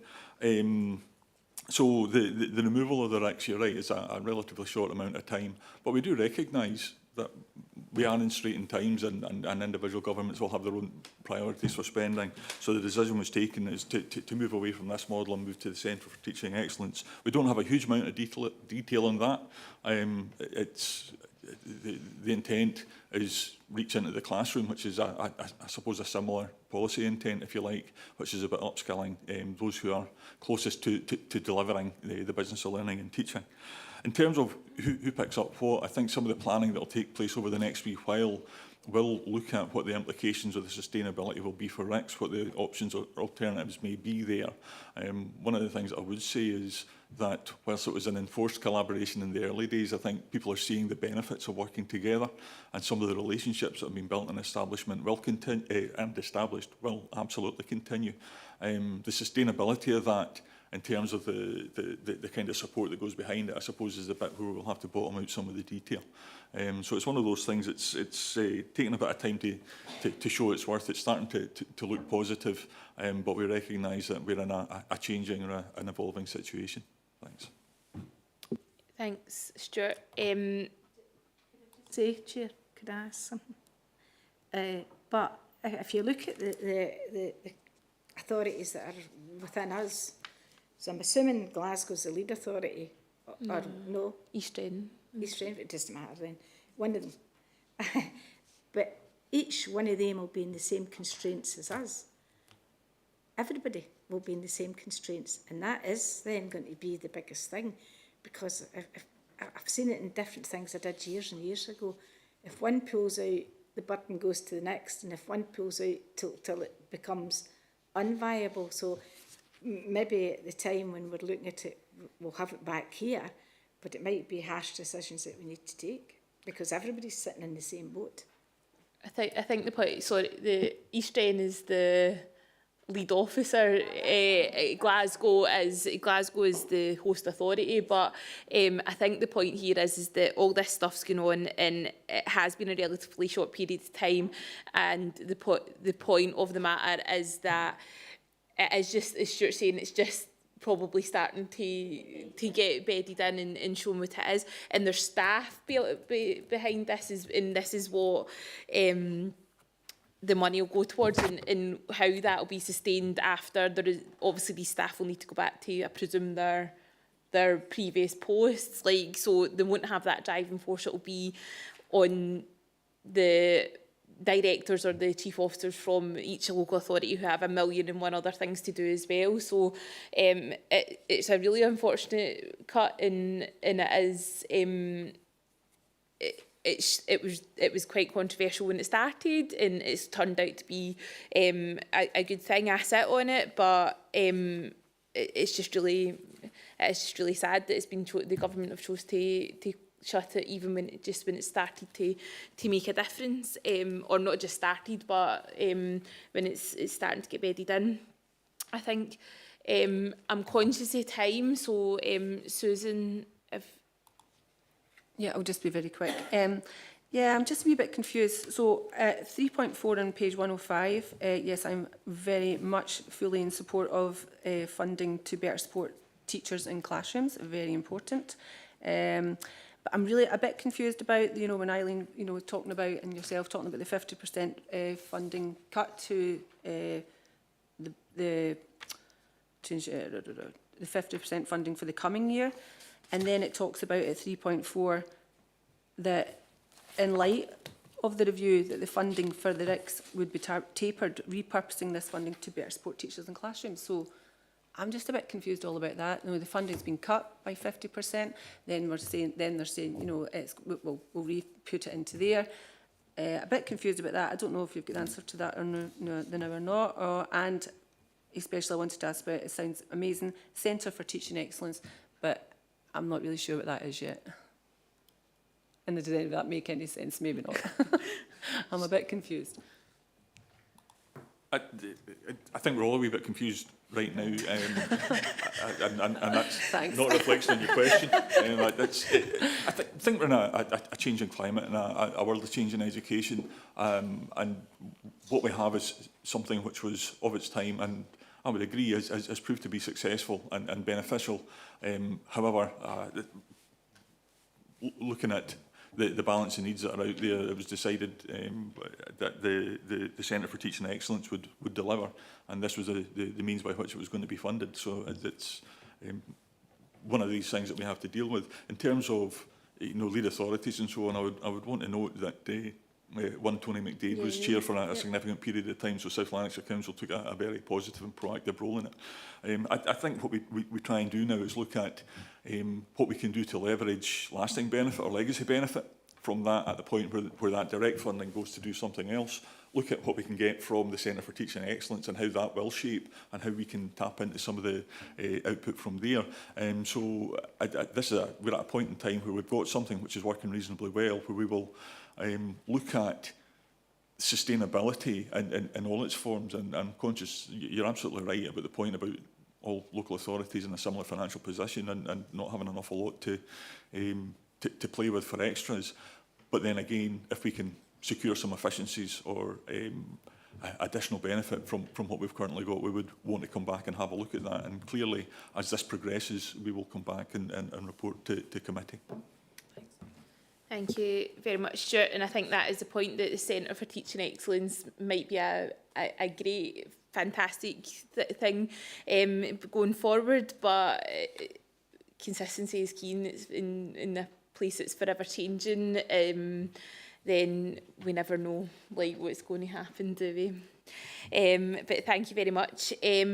For that, can we agree to note the report? Thank you very much. Agenda item number 14 is independent review of community learning development, pages 109 to 120. In light of time, I'm going to say the recommendations.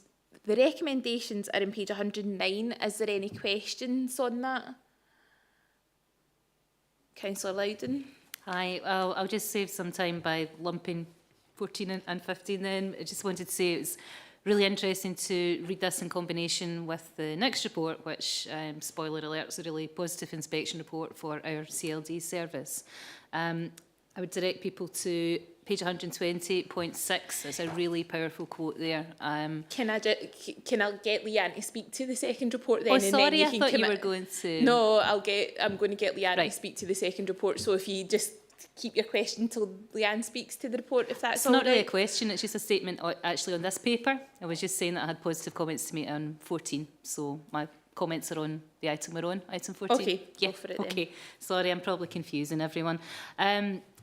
As I said, the bit at the bottom on 120, there's a bit there that says, if anyone after reading this report still harbours doubt about the life-changing nature of CLD, I would strongly encourage them to sit down and listen to the learners whose lives are changed for the better or have been saved. And it absolutely chimes with any interaction I've had with the service in my time.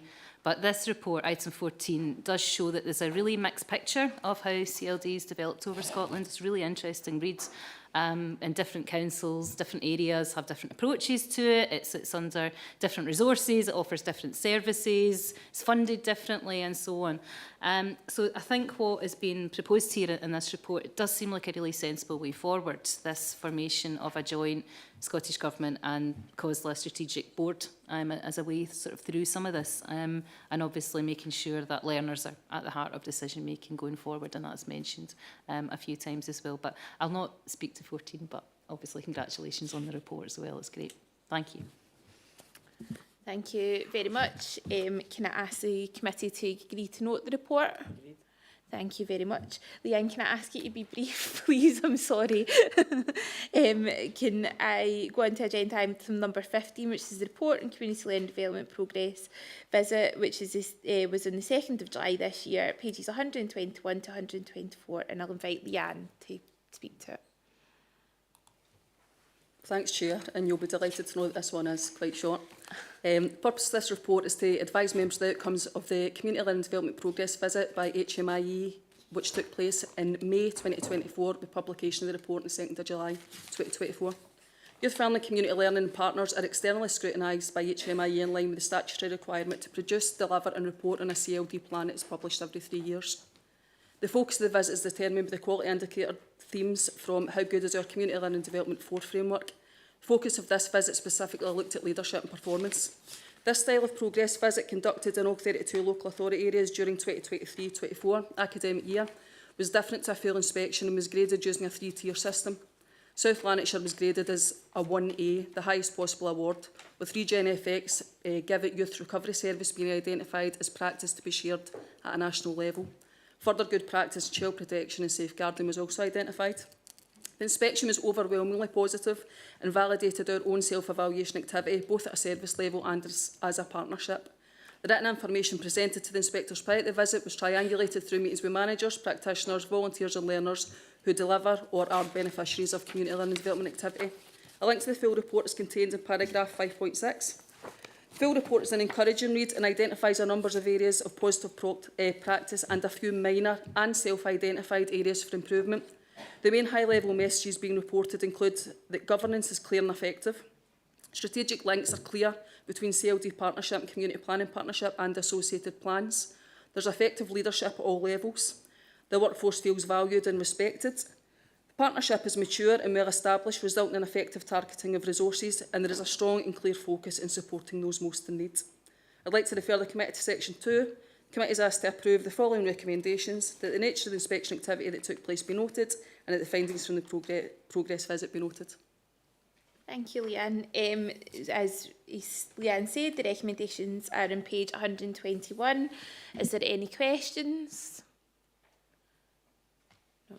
Can I just say, like, I know I told you to be brief, so I'm just going to be quickly, because I can't let this go past without saying, like, a big congratulations to everybody who was involved in it, yourself and Michael and the whole team. I know how much work went into making the programme for the inspectors, like, absolutely brilliant, and it can't go without recognising that the GIVET was given national recommendation, and the absolutely amazing work that Wendy and the team do at Regen FX with the GIVET. So thank you so much, and it is a total reflection on how great the CLD does and how great it is. So if there is no other questions, I'm sure that is on behalf of the whole committee, Leanne, so if you can take that back to the whole team, I would be grateful. Can I ask the committee to agree to note the report? Thank you very much. Agenda item 16 is the Standards and Quality Report 2023 to 2024, which is on page 125 to 128. The recommendations are on page 125. Is there any questions? Councillor Loudon. Thanks. Just a very brief one. This is maybe just my how I'm navigating the website, but I was looking for this earlier. Excuse me, and the publications bit in education resources, and it's not actually there. I think the last one that was uploaded was 2019 or something. Just wondered how we can direct people to it or access it. Yeah, Lynn. Yeah, it's in the final stages of printing, so it is on its way and it'll be there in the next few weeks or so. It will be in council websites, it will be in member services, it will be issued to schools and establishments across South Lanarkshire as well. Quick thing. Just a plea, because I've promised to do this as part of my training for the Climate Change Committee. I've made a pledge that I had to say anytime we've been handed something big and shiny, could I not get the big and shiny thing? So just maybe for future consideration, if we're getting something like that, because I know things like this end up sitting in members' dockets for ages, if we could maybe just be directed to the online version, cut down your print run a wee bit as well. Thanks. Yep, okay, thank you very much. If there's no further questions, can I ask the committee to agree to note the report? Agreed. Thank you. I have no urgent business indicated, so in that I will wish you all a good day and close the meeting. Thanks very much. Thanks, Chair. I think we've got a wish of you happy New Year there.